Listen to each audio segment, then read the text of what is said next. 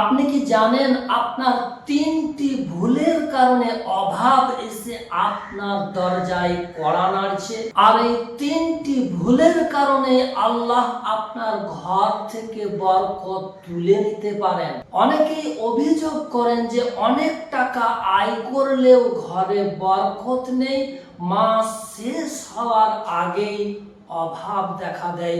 মূলত এই ৩টি ভুলের কারণে আজ আপনার এই অবস্থা।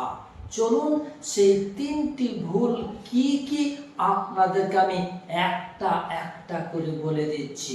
নাম্বার ১, খাওয়ার পরে বেঁচে যাওয়া উচ্ছিষ্ট এঁঠো খাবারগুলো খবরদার নোংরা ড্রেনে বা নোংরা আবর্জনাযুক্ত জায়গাতে এগুলোকে দয়া করে ফেলে দেবেন না।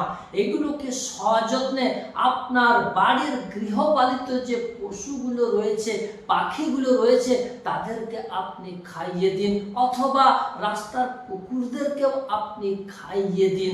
খবরদার এগুলো নোংরা আবর্জনাযুক্ত জায়গাতে বা ড্রেনে যেন ফেলে দেবেন না। নাম্বার ২, আপনি ইনকাম করছেন অনেক, কিন্তু আপনি আপনার পরিবারকে খরচ দিচ্ছেন না।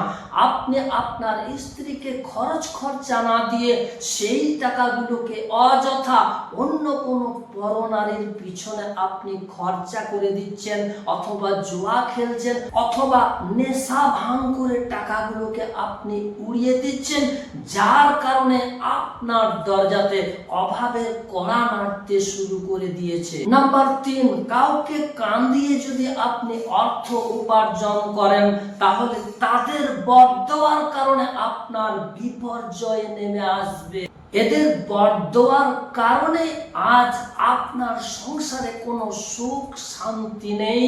ইনকাম করলেও আপনার বাড়িতে কোনো বরকত নেই। এই ৩টি কাজ হতে খুবই সাবধান, না হলে অভাবের কড়া আমাদের দরওয়াজায় এসে নাড়তে শুরু করে দেবে।